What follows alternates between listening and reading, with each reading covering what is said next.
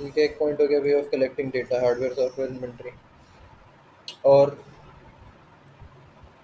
इसमें फिर एक फाइल होती है, there is a file called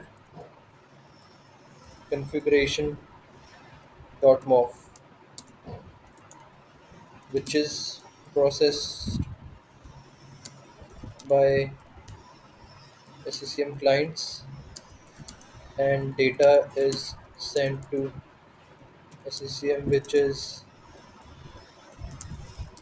then stored in database. ठीक है, ये तो एक बेसिक फ्लो। अब दिखाता हूँ इसमें और कैसे चीज़ें होती हैं।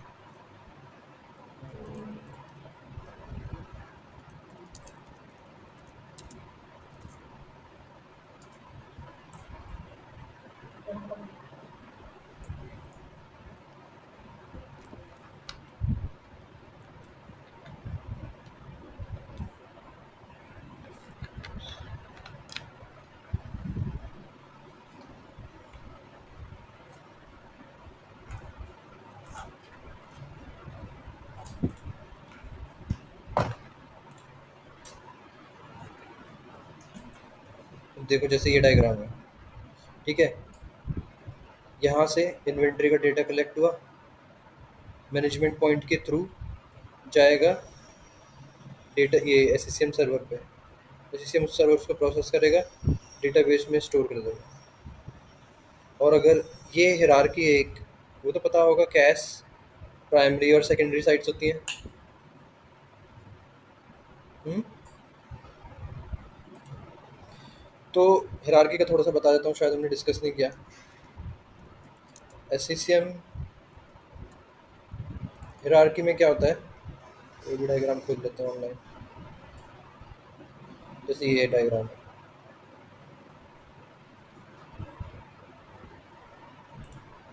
ठीक है। कैश हो गई प्राइमरी साइट्स, और इसके नीचे होती है सेकेंडरी साइट्स। तो हमारे जो क्लाइंट्स होते हैं, अगर मेरी ये वाली एक प्राइमरी साइट है और ये वाली एक प्राइमरी साइट है, इसके ऊपर मान लो कुछ हज़ार क्लाइंट्स, जैसे 20,000 क्लाइंट्स इसे रिपोर्ट करते हैं और 30,000 क्लाइंट्स इसे रिपोर्ट करते हैं, ठीक है। अब जो इसके जो क्लाइंट्स हैं जो इस साइट को रिपोर्ट कर रहे हैं, अभी अगर सेकेंडरी ना हो तो डायरेक्ट इसे ही रिपोर्ट करेंगे। अभी तो अगर सेकेंडरी है हायरार्की में तो सेकेंडरी को रिपोर्ट करेंगे। अगर ये चीज़ नहीं है, सिर्फ कैश है प्राइमरी है और वो कुछ क्लाइंट मशीन्स इसे रिपोर्ट कर रही हैं, कुछ इसे रिपोर्ट कर रही हैं, तो क्या जो इसकी क्लाइंट मशीन है वो मुझे इस पे विजिबल होंगी इसके कंसोल पे?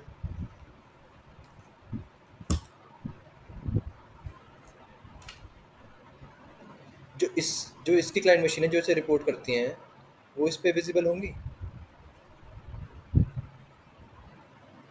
हाँ। क्यों?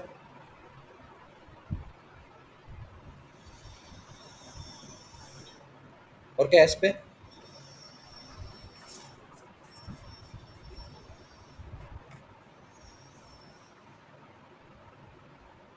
कैश पे दिखेंगी वो मुझे मशीन्स? ठीक है। रेप्लिकेशन के थ्रू होता है वो तो सब। हम्म। तो इस साइट में जो इसकी मशीन होंगी और इसकी मशीन होंगी, वो यहाँ पर हमें सब दिखेगा रेप्लिकेशन के थ्रू, ठीक है, कंटेंट रेप्लिकेशन। अब जो डेटा रेप्लिकेट होता है वो सब कैश पे दिखता है। अब वापस चलते हैं अपने इस फ्लो पे, तो ऐसे यहाँ पे है, तो वो डेटा सारा रेप्लिकेट हो जाता है और फिर इन्वेंट्री का डेटा हमें यहाँ दिखता है अपना कैश सर्वर पे, ठीक है। अब फ्लो काम कैसे करता है? सबसे पहले यहाँ से, यहाँ पे एक फाइल होती है कन्फिग्रेशन डॉट कॉफ, ठीक है। वो क्लाइंट मशीन्स, उसमें इंफॉर्मेशन होती है, मतलब कौन कौन सा इंफॉर्मेशन डेटा हमें चाहिए,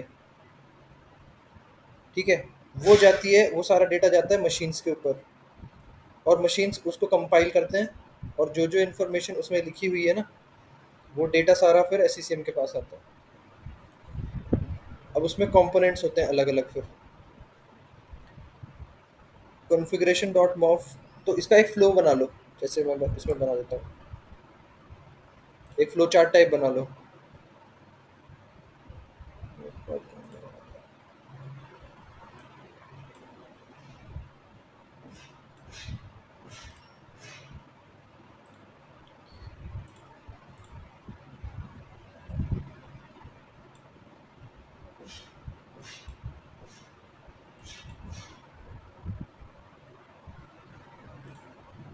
चलो यही बना देता हूँ, यहाँ पे ज़्यादा सही रहेगा।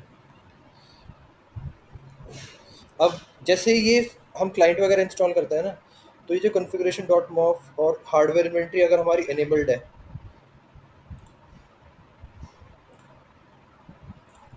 दिखाता हूँ कहाँ से मैंने देखी एक बार।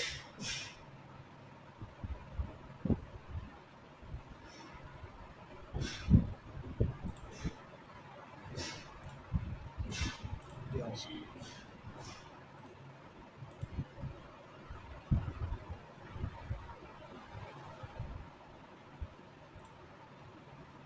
इसमें मेरी है एनेबल्ड, तो ये यहाँ पे भी सेंड हो रही होगी। ठीक है, तो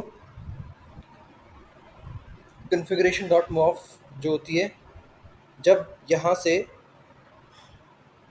ये बाय डिफ़ॉल्ट मशीन पे कुछ टाइम के बाद, या जो भी हमने यहाँ पे पॉलिसी में डिफ़ाइन किया हुआ है, जैसे मैंने यहाँ पे, हमारे यहाँ पे अभी क्या डिफ़ाइंड है 7 डेज़, उसको कम भी कर सकते हैं, ज़्यादा भी कर सकते हैं।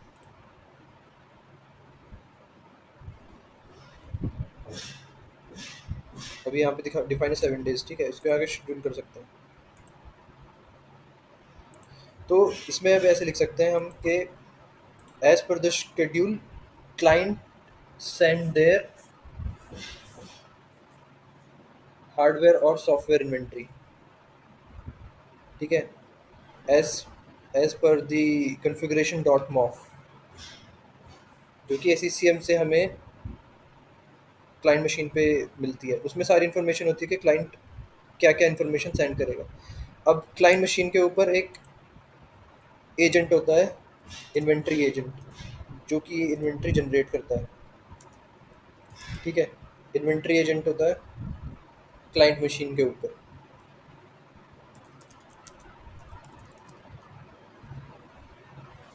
इसका लॉग होता है इन्वेंट्री एजेंट डॉट लॉग, जो कि इसकी इन्फॉर्मेशन दिखाता है। उससे पहले अब यहाँ पे हम जैसे वो भी लिख देता हूँ, मैं कॉन्फ़िगरेशन डॉट मॉफ की बात कर रहे थे, तो क्लाइंट मशीन चेक करता है ये configuration dot mof, client machine कि उसको क्या-क्या इन्फॉर्मेशन भेजनी है, ठीक है? Client machine will check configuration dot mof file होती है, ये चेक करता है कि उसको क्या-क्या इन्फॉर्मेशन भेजनी है। फिर इन्वेंट्री एजेंट वो सारी इन्फॉर्मेशन डब्ल्यूएमआई में से, क्लासेस होती हैं और इंस्टेंस होता है, वहाँ से वो सारी इन्फॉर्मेशन एक एक्सएमएल फाइल के थ्रू भेजेगा एससीएम सर्वर पर। Client will send data to SCM in form of XML file, ठीक है? वो एक्सएमएल फाइल के लिए सेंड करने के लिए उसको वो सब कम्युनिकेशन वैसे ही चलेगा कि मैनेजमेंट पॉइंट और वो सब चीज़ें जो क्लाइंट कम्युनिकेशन में होती है वो सब हेल्दी होनी चाहिए, ठीक है? तो वो चीज़ तो अंडरस्टूड है कि अगर ये सब हम ट्रैक कर रहे हैं तो हमारा एमपी और हमारा जो वो है क्लाइंट है वो हेल्दी है, ठीक है? अब ये वाली जो चीज़ होती है इसके लिए, अब मैंने बताया था ना कि सीसीएम इनकमिंग और बहुत सारी एसएमएस एसएमएस अंडरस्कोर एमपी और CCM underscore incoming virtual directory होती है मैनेजमेंट पॉइंट की, ठीक है? आईएएस के थ्रू ये थ्रू आईएएस आईएएस के थ्रू ये इस वाली इनकमिंग वर्चुअल डायरेक्टरी पे जो कि मैनेजमेंट पॉइंट की है आईएएस में, अपनी एक्सएमएल फाइल सबमिट कर देगा, ठीक है? अब एससीएम तक इसने अपनी एक्सएमएल फाइल पहुंचा दी। अब ये एक्सएमएल फाइल जाती है हमारा एक इनबॉक्स होता है SCCM के MP MP HINV इसका एक कंपोनेंट होता है, वहाँ पे जाती है। तो हम लिख सकते हैं dot XML file goes to HINV.box। ठीक है, फॉलो कर रहे हो ना तुम लोग?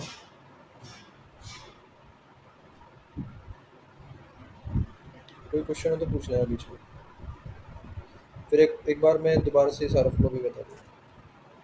अब एक फाइल गई है HINV.box में, जो हमारी एक्सएमएल फाइल है। ठीक है, यहाँ से ये एक्सएमएल फाइल कन्वर्ट होती है, क्योंकि जो एक्सएमएल फाइल है वो SCCM प्रोसेस नहीं कर सकता, ये प्रोसेस करता है मिफ फाइल्स। ठीक है, तो ये होती है कन्वर्ट, फिर XML से dot XML gets converted to dot mif, dot mif में कन्वर्ट होती है। फिर dot mif file goes to data LDR dot box, data LDR dot box में जाती है, डेटा LDR बॉक्स में जाती है। फिर यहाँ से ये प्रोसेस हो जाती है, dot mif gets processed and data is stored to SCCM DB। एक बार ये डेटा SCCM में जाके स्टोर हो गया, उसके बाद हम to view we can check the data in resource explorer। एक रिसोर्स एक्सप्लोरर होता है। एक बार ये डेटा सारा प्रोसेस हो गया, तो यहाँ से हम इसको देख सकते हैं रिसोर्स एक्सप्लोरर में जाके। जैसे मेरी मशीन है ना, यहाँ पे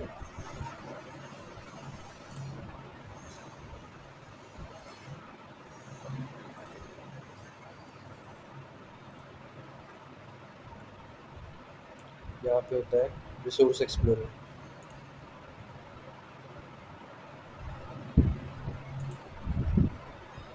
ठीक है, ये हो गया, ये सॉफ्टवेयर का है और ये हार्डवेयर का है।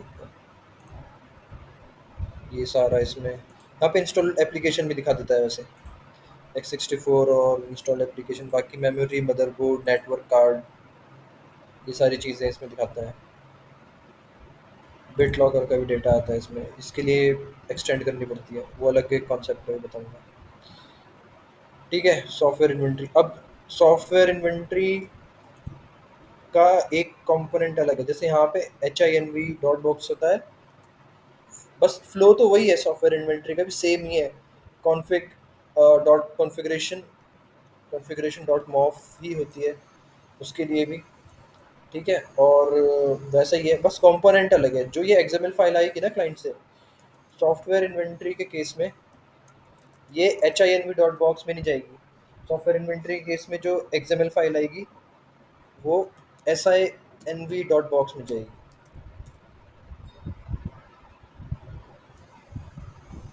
ठीक है, SINV.box में जाने के बाद वो वहाँ पे प्रोसेस होने के बाद मिफ में कन्वर्ट होगी और फिर जाएगी डेटा LDR में, वहाँ से प्रोसेस होगी।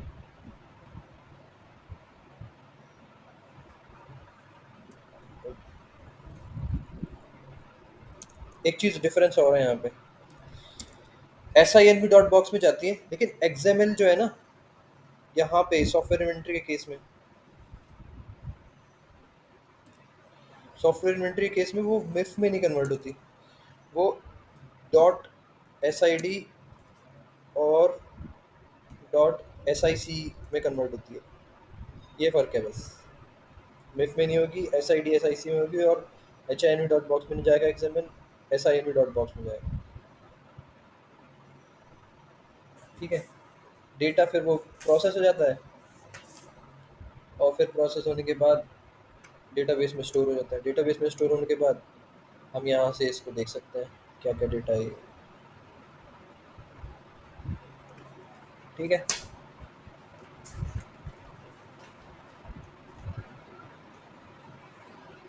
क्या हुआ सोनू?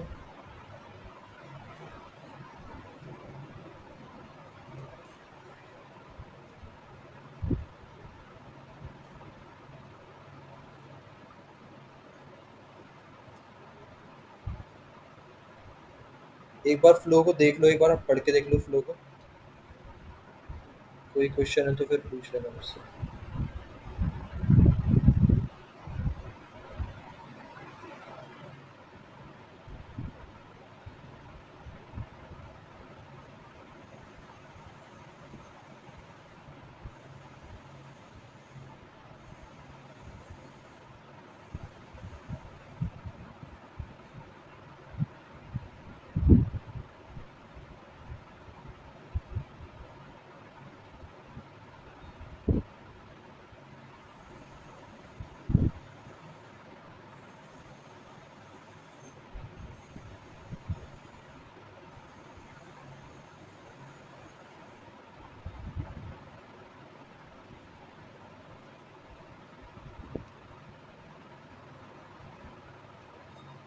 देख लिया? एक बार दोबारा बताना है क्या?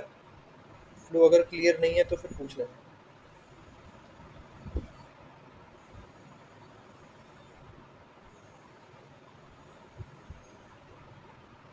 और इसको लैंग्वेज की फॉर्म में ही लिखना, बताने में भी आसानी होगी तुम्हें। अभी तो पॉइंट्स में लिखा होगा, लेकिन इसको एक बाद में एक लैंग्वेज की फॉर्म में लिख लेना।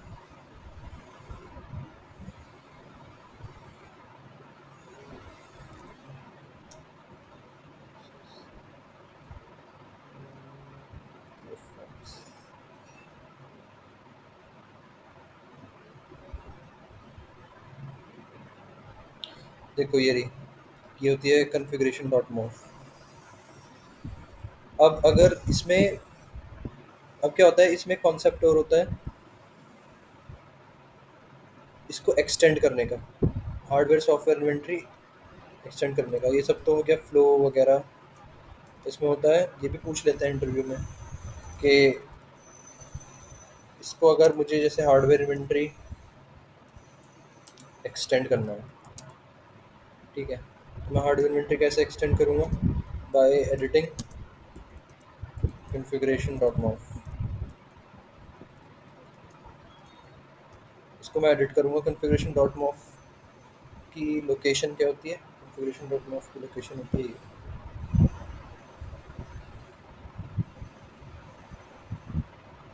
तो अगर तुम्हें कॉन्फ़िगरेशन डॉट मोव एडिट करनी है, इस लोकेशन पे जाना है, इसे नोटपैड में करना है और इसको हम एडिट कर सकते हैं। ये शॉर्ट नोट्स में एक काम करूँगा, चैट में डाल दूँगा फिर बाद में। ठीक है?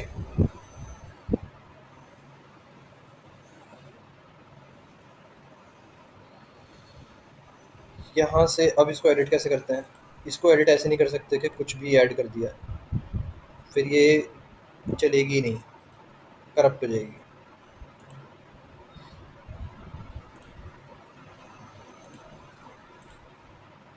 इसमें सारी कॉन्फ़िगरेशन है वो। जिनका config dot now W config that be compiled on client machines. ठीक है? ये कॉन्फ़िगरेशन डॉट मॉक हम सेट तो यहाँ कर रहे हैं, लेकिन इसको कंपाइल करेगा क्लाइंट मशीन, और ये सारी इन्फॉर्मेशन डब्ल्यू का खेल है सब इसमें। वो डब्ल्यू की ये सारी इन्फॉर्मेशन इस नए स्पेस से कनेक्ट करेगा और ये सारी इन्फॉर्मेशन हमें दे देगा। अभी तक जो भी इन्फॉर्मेशन आ रही है हार्डवेयर सॉफ्टवेयर इन्वेंटरी की, वो इसी से आ रही है। ये सारी डब्ल्यू में सब इन्फॉर्मेशन उसके होगी। तो इसको एडिट करने के लिए मान लो मुझे इसमें जैसे बिट लॉकर का है ये रहा, फॉर एग्जांपल बिट लॉकर के केस में मुझे अगर हार्डवेयर सॉफ्टवेयर में इसकी हार्डवेयर ये वाली कॉन्फ़िगरेशन डॉट मॉफ वो करनी है, एडिट करनी है, तो उस केस में मिल जाती है। वैसे क्या चेंज करना होता है वो बता देता है, कि अगर मैं सर्च भी करूँगा कि configuration dot mof for BitLocker, ऐसे किसी को याद नहीं होता ये कि क्या चेंज करना है, लेकिन सब है। अगर तुम चाहो तो इसको मैंने भी किया था एक के लिए, इसीलिए मैं बता रहा हूँ। ये लिखा है edit configuration dot mof to append the following MBAM classes. अब कुछ एडिशनल क्लासेस हैं जो कि बाय डिफ़ॉल्ट इसमें नहीं है, मॉफ फाइल में नहीं है। उसके लिए मुझे ये एक्सटेंड करना पड़ेगा। ठीक है, अब इसमें ऐड क्या करना है, इसमें बताएगा कि कुछ ना कुछ इसमें एडिशन करना पड़ेगा। अच्छा, ये कह रहा है कि बस ये तो माइक्रोसॉफ्ट 2007 के लिए, 2007 तक यूज़ हुआ था, करंट ब्रांच यूज़ होता है। तो ये क्या कह रहा है कि बस ये वाला पूरा कॉन्फ़िगरेशन डॉट मॉफ उठाना है, ये जो भी है इसको बिट लॉकर वाला जो पूरा कॉलम है उसमें जाके पेस्ट कर देना है। ये सारा जो भी है बिट लॉकर का इसमें दे रखा है, बिट लॉकर का ये रहा। जो बिट लॉकर के बीच में इसमें तो कम इन्फॉर्मेशन है, उसमें कुछ एडिशनल और इन्फॉर्मेशन है। ये वाला बस यहाँ पे मुझे उठा के पेस्ट कर देना है, और ये बिट लॉकर के लिए फिर मॉडिफाई हो जाएगी कॉन्फ़िगरेशन डॉट मॉफ। फिर इसमें कुछ एडिशनल इन्फॉर्मेशन है जो ये मुझे देना शुरू कर देगा। अभी इसकी हार्डवेयर सॉफ्टवेयर इन्वेंट्री में कुछ लिमिटेड होगी चीज़ें, एडिशनल के लिए मुझे ये बस ये फाइल मॉडिफाई हो जाएगी। एक बार ये मॉडिफाई हो गई तो एक्स्ट्रा इन्फॉर्मेशन जो बिट लॉकर की मेरे पास या जो नहीं थी, जब जो मुझे चाहिए वो आनी शुरू हो जाएगी मेरे पास। इसमें होती है क्लासेस। अब वो तो हो गई एक्सटेंशन की बात, अब इसमें कुछ बाय डिफ़ॉल्ट भी है। बाय डिफ़ॉल्ट इसमें ये सारी चीज़ें हैं, जो चेक कर दोगे वो इन्फॉर्मेशन आनी शुरू हो जाएगी। ये बाय डिफ़ॉल्ट है, अभी मैंने कुछ किया नहीं। यहाँ से भी इंपोर्ट कर सकते हो तुम, जो कॉन्फ़िगरेशन डॉट मॉफ है, ये कह रहा है ना मॉफ फाइल, यहाँ से भी इंपोर्ट कर सकते हो। अगर इंपोर्ट करोगे तो जानी यहीं पर है, तो इसको भी मॉडिफाई कर सकते हो और यहाँ से नई फाइल भी इंपोर्ट कर सकते हो। तो ये सारे ऑप्शन अपनी लैब में एक बार एक्सप्लोर करके देख लेना। बाय डिफ़ॉल्ट ये सारी चीज़ें हैं जो आती हैं। एक्सटेंड करने के लिए कॉन्फ़िगरेशन डॉट मॉफ को मॉडिफाई करना पड़ता है। ठीक है, और कॉन्फ़िगरेशन डॉट मॉफ को हम वो भी करते हैं।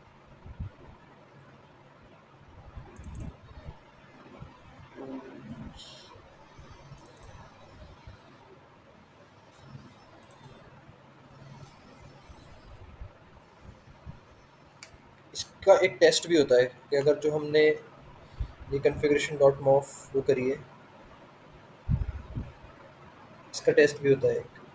हम इसको कैसे टेस्ट करें कि ये हमारी एडिटिंग के बाद कॉन्फ़िगरेशन डॉट मॉफ सही है या नहीं। उसका टेस्ट ये होता है, मॉफ कॉम करके एक वो होती है कमांड। तो अगर मैं mof comp dot E X C, mof comp dot E X C की लोकेशन क्या होती है।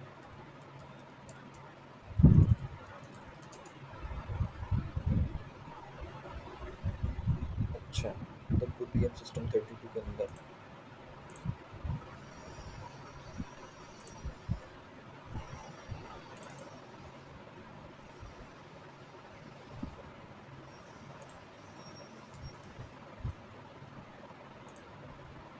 सी विंडोज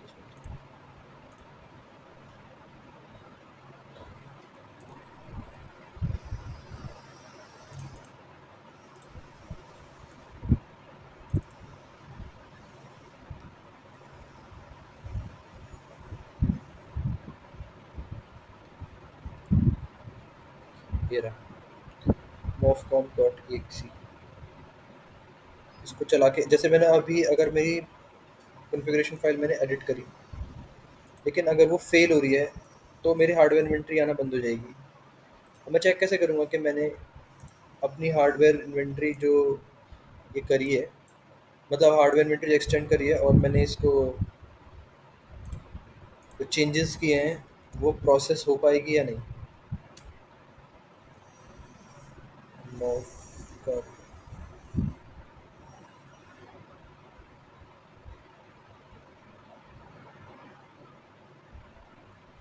फाइल यहाँ पे डालनी पड़ेगी।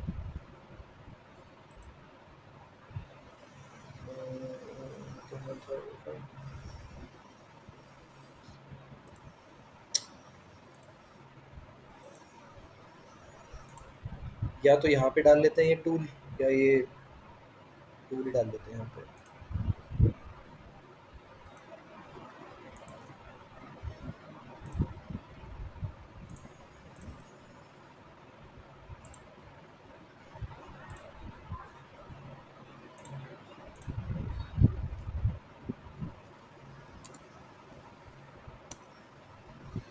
ये किया,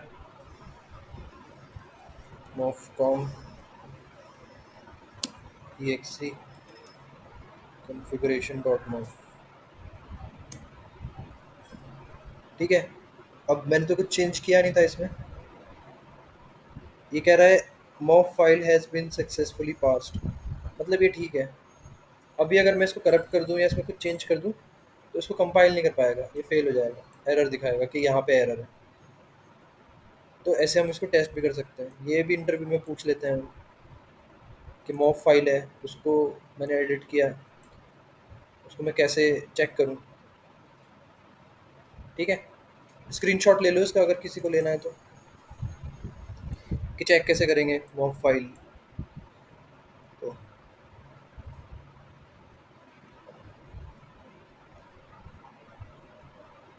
लोकेशन वगैरह सब आ जाएगी उसमें। तो ये होता है एक्सटेंड का। एक्सटेंड कैसे होता है, मॉफ फाइल को कैसे चेंज करते हैं, कैसे उसको टेस्ट करते हैं।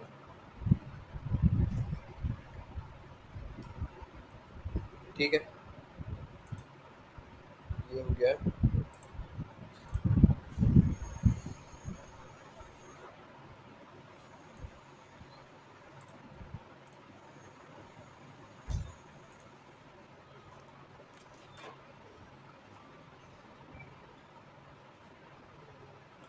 अब कुछ ऑप्शंस दिखा देता हूँ।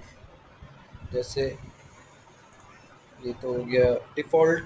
अगर तुम्हें जैसे कोई नई हार्डवेयर इन्वेंट्री बनानी है ना, तो हमेशा इसको क्रिएट कस्टम करता है, क्रिएट कस्टम डिवाइस सेटिंग्स, ये तो बाय डिफ़ॉल्ट है। ऑर्गेनाइजेशन में डिफ़ॉल्ट को कभी नहीं छेड़ा जाता। इनकी प्रायोरिटी होती है, इसकी प्रायोरिटी 1000 है। अगर मैं इससे कम प्रायोरिटी की कोई वो बना दूंगा, क्लाइंट सेटिंग बना दूंगा, तो वो एप्लीकेबल होगी।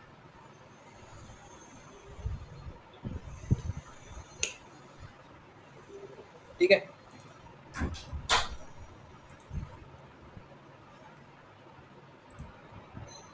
क्रिएट कस्टम डिवाइस सेटिंग्स मैंने किया।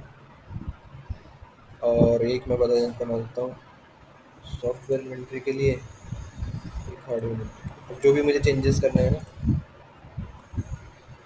अच्छा नेम देना पड़ेगा, कस्टम दे देते हैं इसको।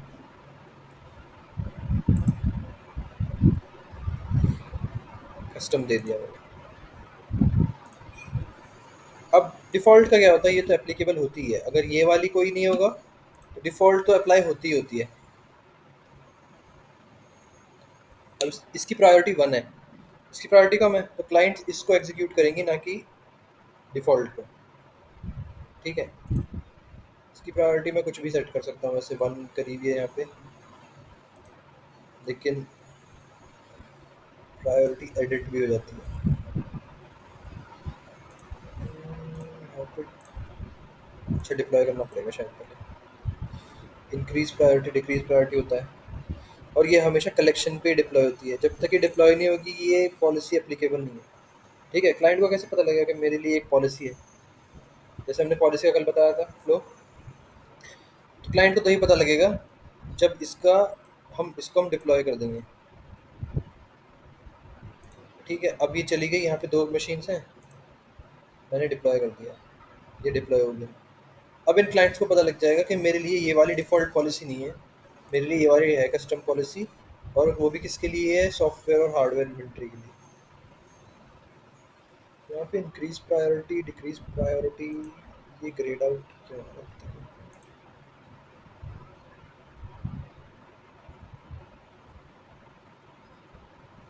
वो वो तो तुम्हारे ऊपर है, तुम्हें क्या सेट करना है यहाँ पे। हाँ तो वो तो तुम्हारे ऊपर है, कुछ भी सेट कर, जो भी तुम्हें इन्फॉर्मेशन चाहिए वो यहाँ पे सेट कर लो सॉफ्ट। बाय डिफ़ॉल्ट वाली आएँगी, हाँ, ये कस्टम इसीलिए ही है कि तुम इसमें चेंज कर सको। ठीक है, इसका ये चेंज कर सकते हो, इसकी क्लासेस चेंज कर सकते हो ये वाली। और सॉफ्टवेयर इन्वेंटरी में, अब सॉफ्टवेयर इन्वेंटरी में क्या होता है कि ये सिर्फ़ जो हम फ़ाइल मेंशन कर देंगे ना यहाँ पे, जैसे मुझे यहाँ पे डॉट EXE फ़ाइल जो भी है, या डॉट, मुझे ये देखना है कि डॉट MP3 फ़ाइल, मतलब लोगों ने गाने या ऐसा कुछ-कुछ फ़ाइल कहाँ-कहाँ रखी हुई है। ठीक है, ये मैंने सेट कर दिया, सारी हार्ड डिस्क पे ये स्कैन करेगा MP3 फ़ाइल, तो इसकी मुझे इन्फॉर्मेशन दे देगा कि यहाँ पे इन मशीन्स पे ये MP3 फ़ाइल पड़ी हुई है। और अगर मैं इसको बोलूँगा ना कि फ़ाइल कलेक्ट करे, किस-किस तरह की वो MP3 फ़ाइल्स हैं, तो ये फ़ाइल कलेक्ट करके भी ला देगा मुझे और इस पाथ पे डाल देगा लाके। लेकिन उसमें बहुत बैंडविड्थ लगती है और एसएसएम स्लो हो जाता है, ये ऑप्शन नहीं करना चाहिए।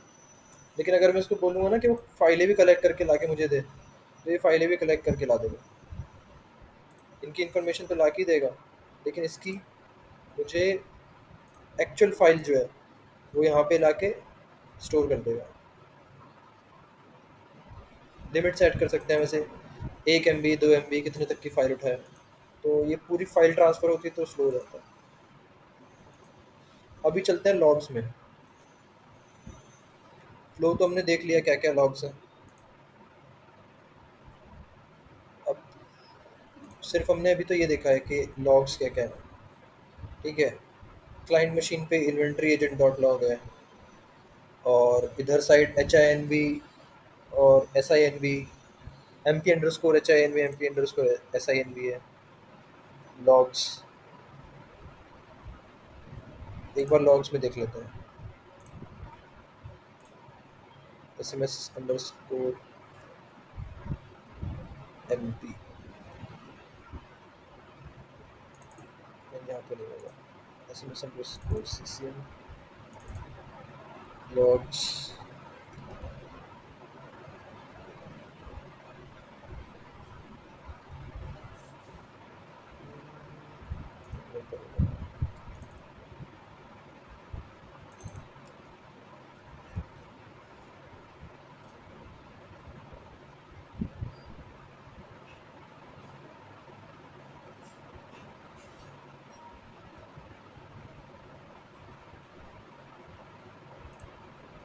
लोकेशन क्या होती है,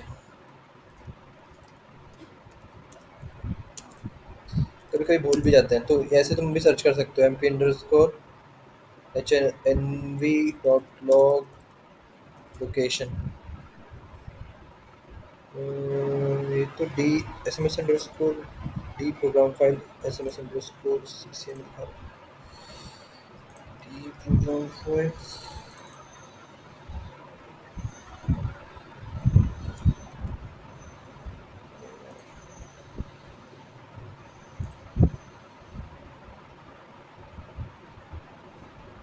SMS अंडरस्कोर CCM ही दिखा रहा है, तो वहाँ होती तो नहीं है SMS अंडरस्कोर CCM।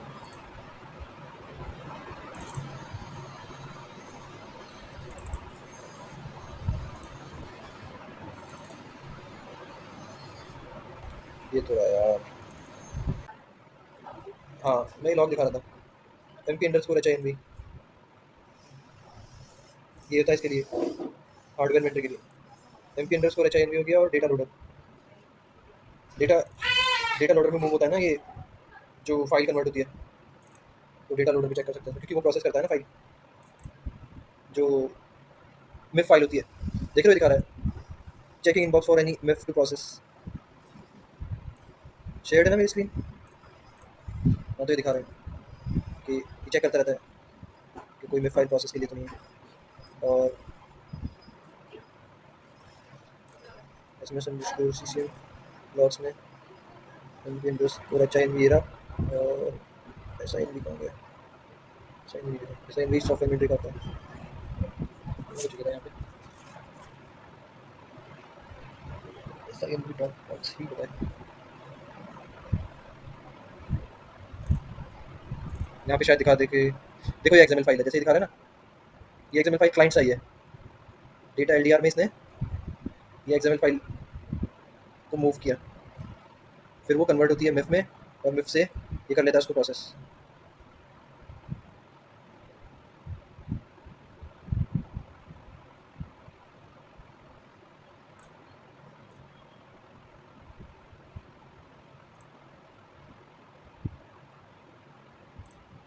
यहाँ पे मिफ में कन्वर्ट हो गई है अभी, XML दिखा रहा है यहाँ पे, change task, translate report attachment to file. ठीक है, ये सब लॉग अपने इसमें भी देखना। ये तो हो गया क्लाइंट साइड डेटा LDR और HINV, server side sorry. Client side का डेटा दिखाता हूँ। क्लाइंट साइड का लॉग है इन्वेंट्री एजेंट, एक ही लॉग होता है यहाँ पे, बाकी नॉर्मल लॉग तो वही है, client CC messaging, client communication वाले लॉग तो वही रहेंगे। इन्वेंट्री के लिए इन्वेंट्री एजेंट, अब इसमें भी अलग अलग कुछ अलग भी है, फेल टू कुछ अलग भी है, तो उसमें होगा कुछ कुछ इन्फॉर्मेशन फैच नहीं कर पा रहा है उसका एरर। यहाँ से देखो इसने इन्वेंट्री एजेंट ने निकल का है, आज आज मैंने पुश ही नहीं किया। तो अगर मुझे inventory agent inventory hardware inventory trigger करनी है, यहाँ से जाऊँगा एक्शंस में, हार्डवेयर इन्वेंट्री साइकिल को मैं ऐड करता हूँ। अभी इसने यहाँ से शुरू किया, देखो स्टार्ट ऑफ प्रोग्रेस, इसको फिल्टर कर लेते हैं।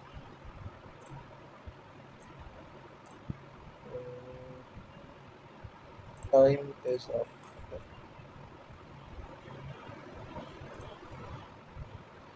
जी 0001 का मतलब होता है हार्डवेयर इन्वेंट्री का एक वो होता है ये। अब इसमें ना फुल डेल्टा और ये सब होता है।